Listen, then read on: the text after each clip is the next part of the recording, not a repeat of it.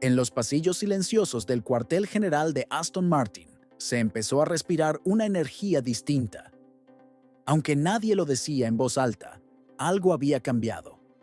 Algunos ingenieros hablaban en susurros. Los responsables de logística actuaban con una agilidad inusual, y los encargados de comunicación revisaban protocolos internos como si algo importante pudiera suceder en cualquier momento. Entre ese vaivén silencioso, una figura caminaba con paso firme, mirada directa y una expresión que no dejaba lugar a dudas. Era Fernando Alonso, y venía decidido a hacer que su voz se escuchara. A lo largo de su carrera, Alonso ha sido muchas cosas: campeón, rebelde, estratega, pero sobre todo, ha sido alguien que entiende cuándo es el momento de hablar. Y ese momento, en su mente, había llegado. La situación dentro del equipo comenzaba a tensarse por factores que iban más allá de los resultados.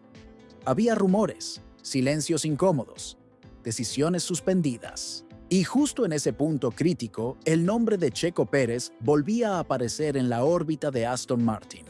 Esta vez no como una anécdota del pasado, sino como una posibilidad real. Una opción que, para Alonso, debía convertirse en acción. No, se trataba de una sugerencia ligera. Alonso sabía perfectamente lo que estaba haciendo.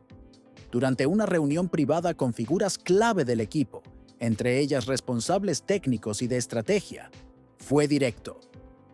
Si hay una oportunidad de tener a alguien con experiencia, que ya ha trabajado aquí y que puede adaptarse de inmediato, ¿por qué seguir esperando? La frase cayó con fuerza. No fue una crítica abierta a nadie, pero dejó clara su postura. Para Fernando no se trataba de política ni de favoritismos. Era simple. Si Checo podía aportar, tenía que estar dentro, y cuanto antes. La presión no fue agresiva, fue inteligente. Alonso no lanzó declaraciones a la prensa, ni agitó el ambiente públicamente. Lo hizo como lo hacen los verdaderos líderes, desde dentro, con argumentos y sin titubeos. Su intención no era desplazar a nadie por capricho, sino empujar al equipo a reaccionar antes de que fuera demasiado tarde. Los datos del reciente test de Checo estaban ahí, sobre la mesa. Su manejo del coche había sorprendido a todos, y aunque oficialmente nada estaba decidido, todos sabían que la puerta estaba más abierta que nunca. Mientras tanto, Checo permanecía en silencio. Desde fuera, parecía alejado del bullicio. Pero dentro del equipo, su nombre resonaba con fuerza. Técnicos que habían trabajado con él antes lo mencionaban con respeto. Algunos decían que su estilo de conducción sería ideal para las modificaciones que se venían. Otros comentaban que su forma de comunicar los problemas del coche podría ser la pieza que faltaba en el rompecabezas. Todo esto alimentaba aún más la postura de Alonso, quien veía en Checo no solo a un piloto talentoso, sino a un aliado. La discusión comenzó a filtrarse a los niveles superiores. Algunos, dentro de la directiva, entendieron que si un piloto del calibre de Alonso estaba pidiendo algo, no era por impulso, era porque había detectado una oportunidad. Y cuando un campeón habla de equipo, más vale escuchar. Las próximas reuniones comenzaron a incluir el nombre de Checo en las agendas. No como tema oficial, pero sí como asunto a considerar. Un término lo suficientemente vago para no levantar alarmas, pero lo bastante concreto como para saber que el interés era real. En las zonas comunes del equipo, se notaba que algo estaba en el aire. Técnicos de pista empezaban a hacer comentarios casuales. ¿Y si vuelve? ¿Se imaginan esa dupla? Los jefes evitaban confirmar cualquier cosa, pero la frecuencia con la que los datos del test de Checo eran revisados no era casual. Cada simulación, cada ajuste en el software, parecía tener en cuenta la posibilidad de que un nuevo piloto pudiera subirse al monoplaza en cualquier momento. Alonso, por su parte, mantenía su postura firme pero tranquila. No insistía, no necesitaba repetirlo, solo esperaba, porque sabía que había sembrado la semilla y que el equipo comenzaba a verla germinar.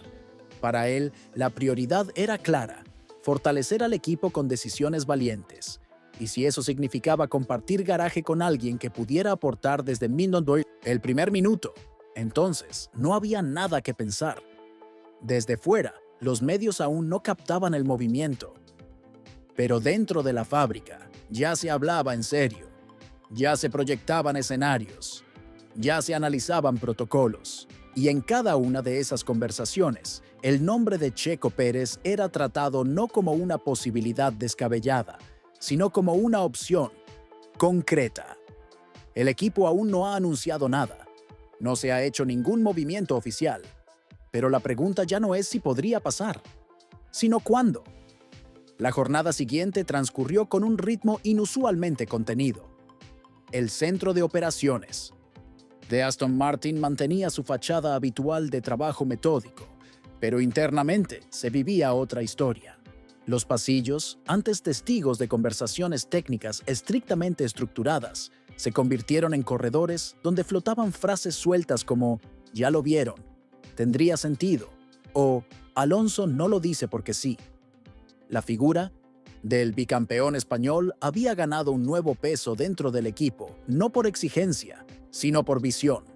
Y el nombre que ahora estaba más presente en las pantallas y en las reuniones era uno que, para muchos, nunca debió haber salido: Checo Pérez.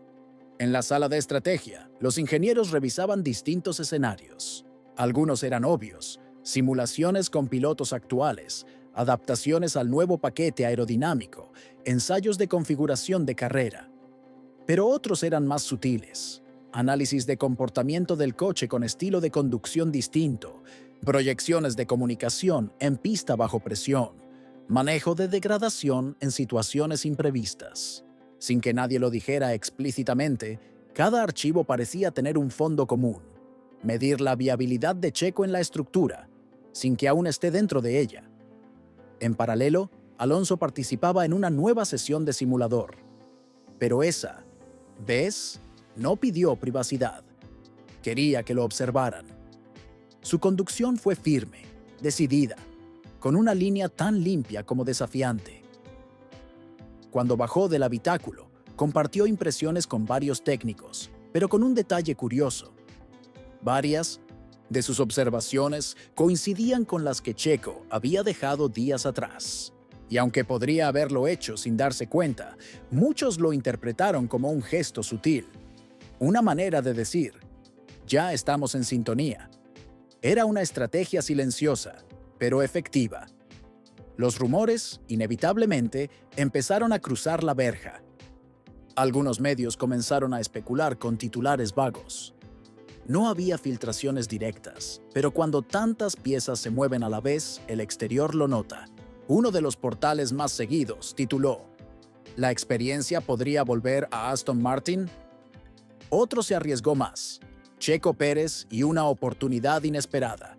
Y aunque no citaban fuentes, las palabras eran suficientes para encender el debate en redes sociales. De pronto, el nombre de Checo volvió a ocupar espacio en las conversaciones de fanáticos, analistas y, discretamente, también de rivales. Dentro del equipo, sin embargo, la línea era clara. Nada confirmado, pero nada descartado. Las reuniones de coordinación comenzaron a incluir a miembros de logística y comunicación, como si se prepararan para una eventualidad que aún no se podía hacer pública.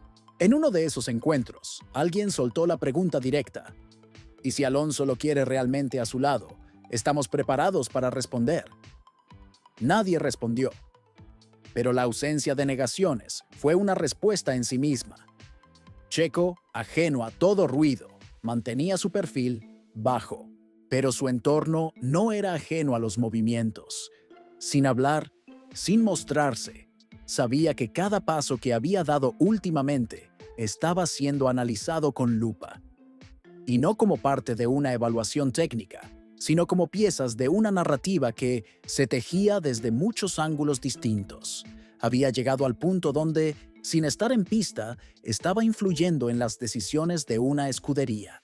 Y eso, en un deporte donde cada segundo cuenta, es una señal que pocos pueden ignorar. Los patrocinadores también empezaron a moverse, no con comunicados, con llamadas, con preguntas, con escenarios hipotéticos. ¿Qué pasaría si? ¿Está disponible? ¿Sería posible coordinar campañas conjuntas en caso de un regreso? Los departamentos comerciales de Aston Martin comenzaron a cruzar información con sus pares en marketing. Una red de posibilidades se dibujaba en el aire, sin contratos, pero con intención. En este deporte, cuando los números empiezan a hablar, las decisiones se aceleran. Mientras tanto, Lawrence Stroll analizaba todo en silencio.